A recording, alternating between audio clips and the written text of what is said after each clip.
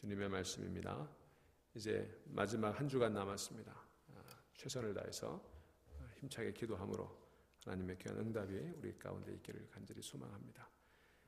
이순호 집사님은 건강이 많이 좋지 않아서 혈압과 당뇨가 너무 올라가가지고 결국 어제 수술해서 아이를 낳았습니다.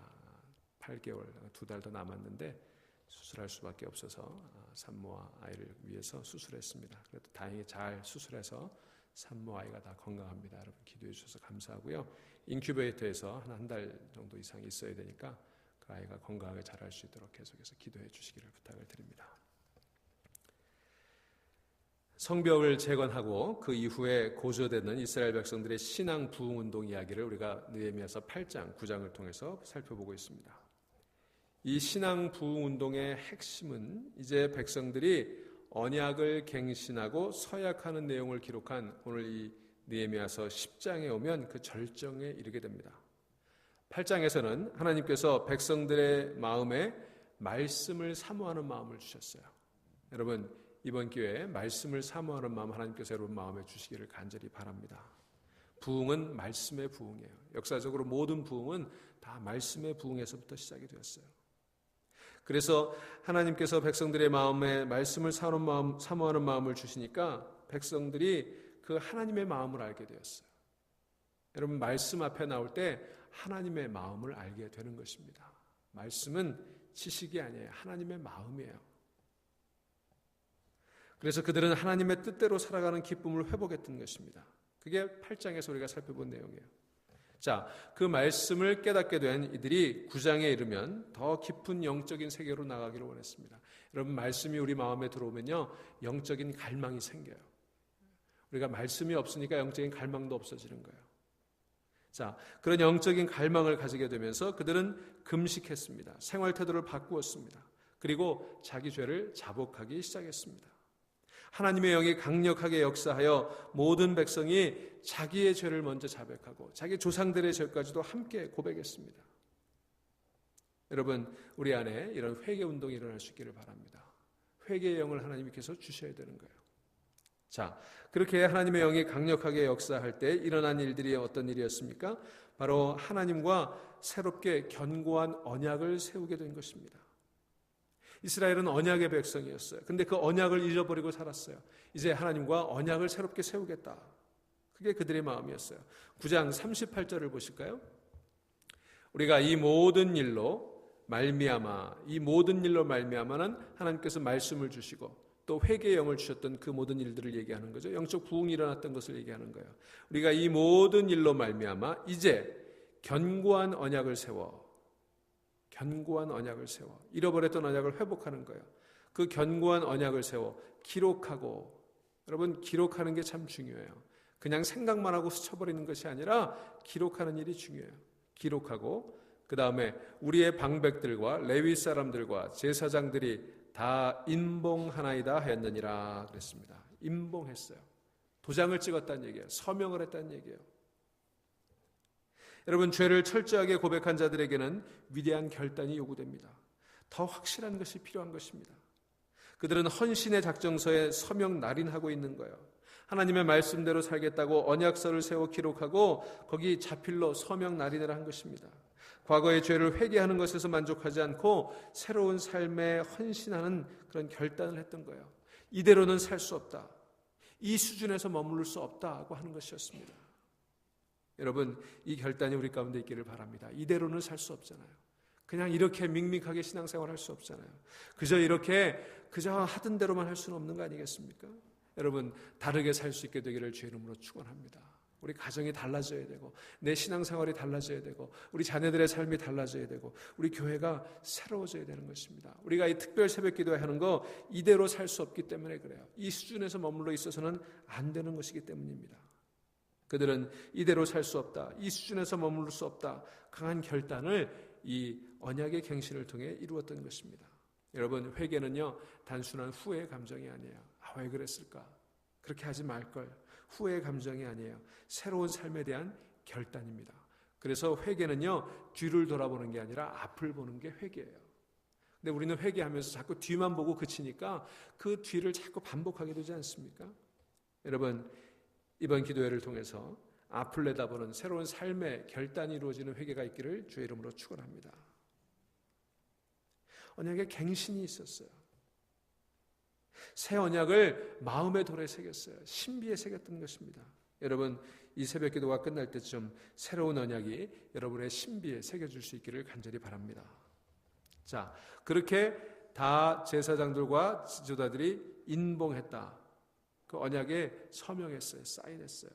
그리고 이제 10장에 오면 그 인봉한 사람들, 그 서명한 사람들의 이름이 등장을 하고 있습니다. 우리가 28절부터 오늘 본문을 읽었는데 1절부터 27절까지 그 서명한 사람들의 이름이 쭉 나와요. 1절부터 24절에 그 명단이 나오는데 크게 세 부류로 나눠집니다. 먼저 1절에 보시면 그 인봉한 자는 하가레아의 아들 총독 느헤미야와 시드기야와 그랬어요. 여기 느헤미야로부터 서명을 한 거예요. 그리고 나서 쭉 이제 8절까지 22명의 제사장들의 이름이 나옵니다. 이어서 17명들의 레위인들의 이름이 9절부터 13절까지 나오고요. 그리고 이어서 백성들의 두목이라고 그랬는데 지도자들로 알려진 44명의 이름이 27절까지 기록되어 있는 것을 볼 수가 있습니다. 여기 보시면 느헤미야로부터 시작을 해서 레위인들과 백성들의 지도자들이 서명한 것을 볼 수가 있습니다. 그들이 먼저 솔선수범해서 견고한 언약을 세웠던 것입니다. 여러분, 지도자들이 먼저 앞장서야 교회가 갱신될 수 있는 것을 믿으시기를 바랍니다. 지도자들이 먼저 앞장서야 사회가 새로워질 수 있는 거예요. 솔선수범이죠. 여러분, 지도자들이 먼저 앞장서야 공동체의 갱신과 부흥이 이루어지는 것입니다. 저를 비롯해서 우리 교회 지도자들이 먼저 하나님 앞에 바로 설 수 있기를 간절히 소망합니다. 자, 이제 백성의 지도자들이 언약대로 살아가기로 서약하고 서명했을 때 그때 나머지 백성들이 다 동참한 것을 볼 수가 있어요. 그 백성들이 맹세했습니다. 그들은 언약서에 서명은 하지 않았어요. 서명은 이제 지도자들만 했고 그 나머지 백성들은 그 언약에 동참할 것을 맹세했습니다. 28절부터 29절 보시면 그 남은 백성과 제사장들과 레위 사람들과 문지기들과 노래하는 자들과 느디딤 사람들과 및 이방 사람과 절교하고 하나님의 율법을 준행하는 모든 자와 그들의 아내와 그들의 자녀들 곧 지식과 총명이 있는 자들은 다 그들의 형제 귀족들을 따라 저주로 맹세하기를 그랬습니다. 여기 보시면 그 남은 백성 그랬어요. 지도자들이 쭉 서명하고 그리고 나머지 백성들이 그 형제 귀족들을 따라 그렇게 얘기했죠. 그러니까 백성의 지도자들이 먼저 서명하고 헌신하고 결단했을 때 백성들이 그들을 따라 했다는 거예요. 이게 중요한 것입니다. 이렇게 해서 언약 백성으로서의 새로운 출발이 가능했던 것입니다.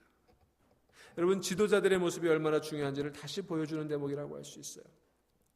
여러분, 진정한 언약의 백성은요, 언약의 백성에 동의하고 그 언약을 준수하는 서약을 해야 되는 거예요. 맹세해야 되는 거예요. 동의만 하고 끝나서는 안 되는 것입니다.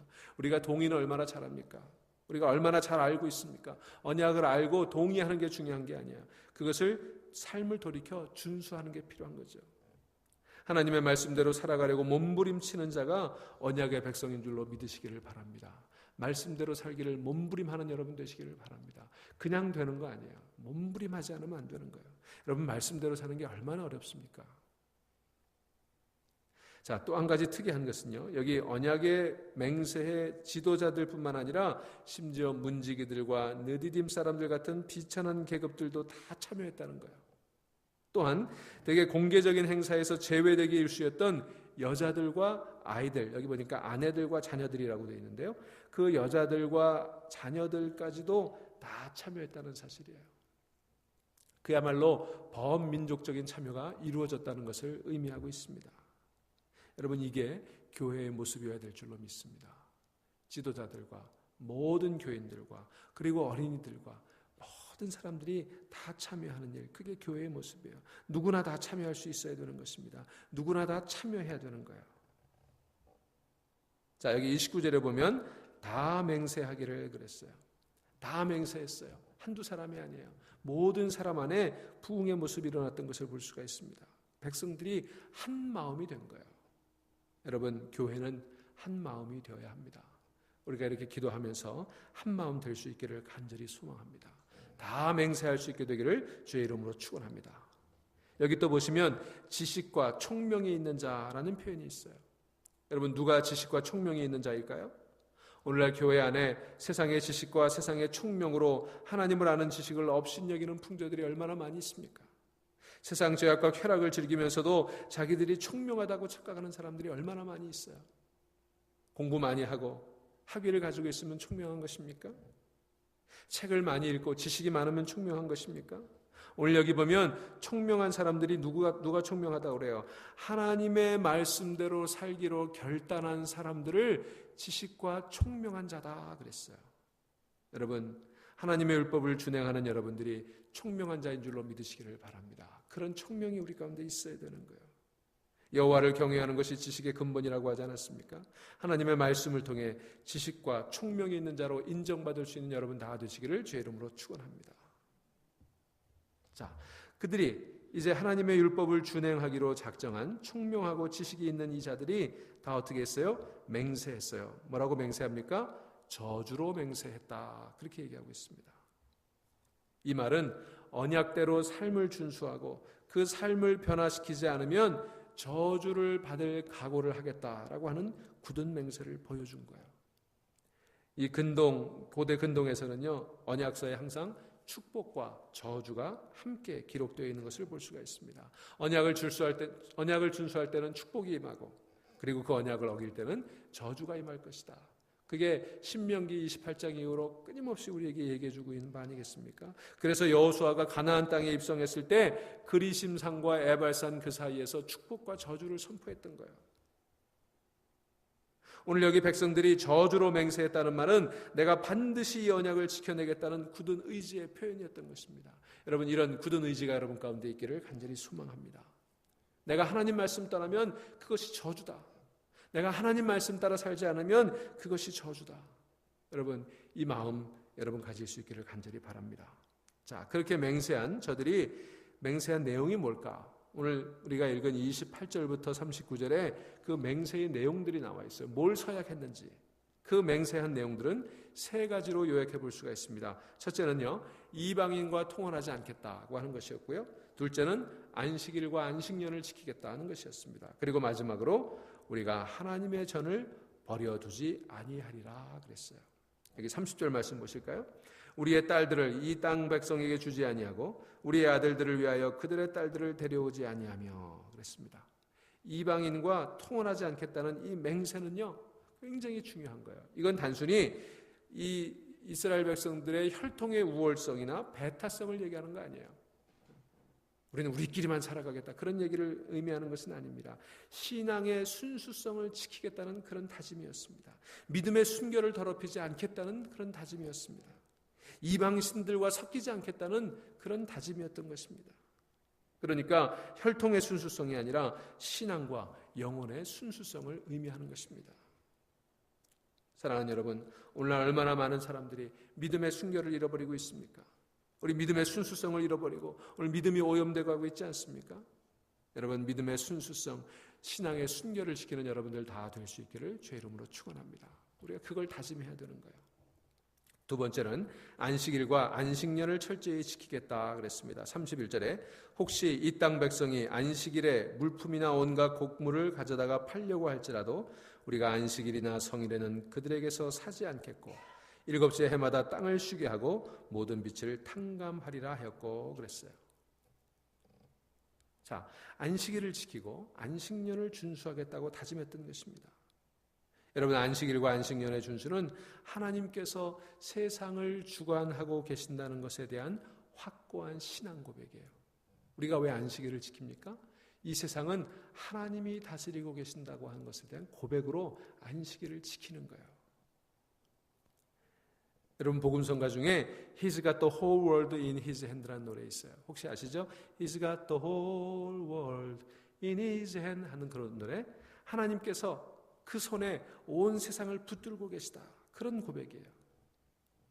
여러분, 이 고백이 없으면 우리가 안식일을 지킬 수가 없는 거예요. 내가 내 삶의 주인이고 내가 내 삶을 다스린다는 생각을 가지고 있는 한 우리는 절대로 안식할 수가 없어요. 절대로 안식할 수가 없습니다. 그러나 하나님께서 세상을 다스리고 계심을 참으로 믿고 고백할 때 우리 삶 가운데 참된 안식이 이루어지게 될 줄로 믿습니다. 안식일은 그런 의미에서 언약의 백성임을 증언하는 아주 중요한 증거였어요.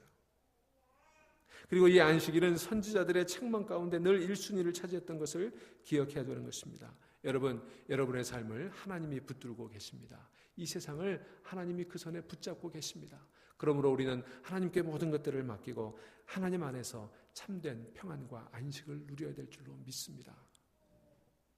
그래서 안식일을 지키고 그 안식일의 연장선에서 안식년을 철저히 지켰던 거예요. 오늘날 우리 안에 안식일을 지키는 이 마음, 하나님이 내 인생의 주인이시고 하나님이 이 세상을 주관하고 계신다는 고백이 이루어질 수 있기를 간절히 축원합니다. 그게 언약의 두 번째 맹세였어요. 자, 마지막으로 그들이 맹세했던 것은 무엇입니까? 39절 말씀 우리 같이 읽습니다. 곧 이스라엘 자손과 레위 자손이 거제로 드린 곡식과 새 포도주와 기름을 가져다가 성소의 그릇들을 두는 골방 곧 섬기는 제사장들과 문지기들과 노래하는 자들이 있는 골방에 둘 것이라. 그리하여 우리가 우리 하나님의 전을 버려두지 아니하리라. 아멘. 여러분, 하나님의 전을 버려두지 아니하리라. 이것이 이 백성들 언약의 세 번째 맹세였습니다. 32절에도 보시면 우리가 또 스스로 규례를 정하기를 해마다 각기 세겔의 3분의 1을 수납하여 하나님의 전을 위하여 쓰게 하되, 하나님의 전을 위하여 그랬어요. 하나님의 전을 버려두지 않고 하나님의 전을 위하여 살아가겠다는 다짐이었습니다. 여러분, 이 32절부터 39절까지 이제 하나님의 전에 대한 얘기가 나오는데요, 여기 보면 하나님의 전이라는 말이 9번이나 나오는 것을 볼 수 있어요. 저들의 언약의 갱신은요, 하나님의 전을 향하고 있었어요. 성전을 향하고 있었습니다. 그만큼 하나님의 전을 새로운 언약의 삶의 중심에 놓고 살겠다는 다짐이었던 것입니다. 여러분, 우리 신앙의 중심은요, 역시 하나님의 전이 되어야 할 줄로 믿습니다. 하나님의 전이, 이 교회가 우리 생활의 중심이어야 되는 거예요. 이스라엘 백성들이 성전을 삶의 중심으로 놓았을 때 그들은 하나님의 복을 받았고, 그들이 성전을 소홀히 했을 때 그들에게 저주가 임했던 거예요. 그들이 하나님의 성전에서 살아갈 때 부흥했고, 성전을 소홀히 할 때 하나님에게서 멀어졌던 것이었습니다. 그래서 다윗은 성전에 나가지 못하게 되었을 때 눈물로 성전을 향해 간절히 기도했던 것을 볼 수가 있지 않습니까? 여러분, 성전 중심으로 살아갈 수 있기를 주의 이름으로 축원합니다. 교회가 여러분 삶의 중심이 될 수 있기를 간절히 축원합니다. 여러분, 사람들이 이렇게 얘기해요. 하나님이 어디나 계시지? 물론 하나님은 어디나 계세요. 하나님은요, 산에도 계시고 들에도 계시고 우리 직장에도 계시고 우리 가정에도 계십니다. 그런데요, 놀라운 것은 하나님은 어디나 계시지라고 말하면서 성전 중심으로 살아가지 않는 사람들은 어디에나 계시는 하나님도 만나지 못한다는 거예요. 그러나 성전에서 하나님 만나기를 힘쓰는 사람은 어디서나 하나님을 만날 수가 있는 것입니다. 여러분 보세요. 주일 성수하고 성전에 나와서 예배하는 사람은요, 가정에서도 하나님과 교제하고 직장에서도 하나님과 교제하고 삶의 현장 모든 곳에서 하나님을 만나게 돼요. 그런데 하나님 어디나 계시지라고 말하면서 성전을 소홀히 하는 사람, 어디서도 하나님을 못 만나게 되는 거예요. 여러분, 하나님은 어디에나 계시지만, 그러나 여러분이 성전 중심으로 살아가기를 원할 때, 여러분의 삶이 교회를 중심으로 움직일 때 어디에나 계시는 하나님을 여러분들이 어디에서나 만나게 될 줄로 믿습니다. 그러니 이번에 여러분, 성전 중심으로 살아가겠다, 하나님의 전을 버려두지 않겠다 결단하시기를 바랍니다. 여러분, 우리가 때로 하나님의 전을 버려둘 때가 있지 않습니까? 그런데 여러분, 솔로몬의 기도를 기억하세요. 솔로몬이 성전을 지어놓고 하나님께 간절히 기도했던 그 기도를 여러분 한번 들으시기를 바랍니다. 오늘 이 아침에 이 솔로몬의 기도를 들으면서 하나님의 전이 얼마나 우리 삶 속에서 중요한지, 소중히 여겨야 되는지 한번 느껴보는 이 아침 되시기를 바랍니다. 주께서 전에 말씀하시기를 내 이름이 거기 있으리라 하신 곳 이 성전을 향하여 주의 눈이 주야로 보시오며 주의 종이 이곳을 향하여 비는 기도를 들으시옵소서. 주의 종과 주의 백성 이스라엘이 이곳을 향하여 기도할 때 주는 그 간구함을 들으시고 주께서 계신 곳 하늘에서 들으시고 들으시사 사하여 주옵소서. 만일 어떤 사람이 그 이웃에게 범죄함으로 맹세시킴을 받고 그가 와서 이 성전에 있는 주의 제단 앞에서 맹세하거든 주는 하늘에서 들으시고 행하시되 주의 종들을 심판하사 악한 자를 정하고 악한 자의 죄를 정하여 그 행위대로 그 머리에 돌리시고 의로운 자를 의롭다 하사 그 의로운 바대로 갚으시옵소서. 만일 주의 백성 이스라엘이 주께 범죄하여 적국 앞에 패하게 되므로 주께 돌아와서 주의 이름을 인정하고 이 성전에서 주께 기도하며 간구하거든 주는 하늘에서 들으시고 주의 백성 이스라엘의 죄를 사하시고 그들의 조상에게 주신 땅으로 돌아오게 하옵소서. 만일 이 땅에 기근이나 전염병이 있거나 곡식이 시들거나 깐부기가 나거나 메뚜기나 황충이 나거나 적국에 와서 성읍을 에워싸거나 무슨 재앙이나 무슨 질병이든지 막론하고 한 사람이나 혹 주의 백성 온 이스라엘이 다 각각 자기의 마음의 재앙을 깨닫고 이 성전을 향하여 손을 펴고 무슨 기도나 무슨 간구를 하거든 주는 계신 곳 하늘에서 들으시고 사하시며 각 사람의 마음을 아시오니 그들의 모든 행위대로 행하사 갚으시옵소서. 주만 홀로 사람의 마음을 다 아심이니이다. 그리하시면 그들이 주께서 우리 조상들에게 주신 땅에서 사는 동안에 항상 주를 경외하리이다. 여러분, 이 성전을 향해 기도하시기를 바랍니다. 이 성전 중심으로 살아갈 수 있게 되기를 주의 이름으로 축원합니다. 이 성전을 포기하지 않을 때, 이 성전을 버려두지 않을 때 우리는 하나님의 백성으로서의 정체성을 잃어버리지 않게 될 것입니다. 사랑하는 여러분, 오늘 우리 하나님의 백성됨의 정체성을 잃어버리게 되는 그것이 무엇인지를 깊이 생각하는 이 아침 되시기를 바랍니다. 다시 한번 여러분의 신학의 언약이 갱신되는 이 특별 새벽 기도회가 되어 안식일을 지키며 주의 전을 버려두지 아니하며 믿음과 신앙의 순수성을 지켜나가며 살아가는 여러분들 다 될 수 있기를 주의 이름으로 축원합니다. 기도하시겠습니다.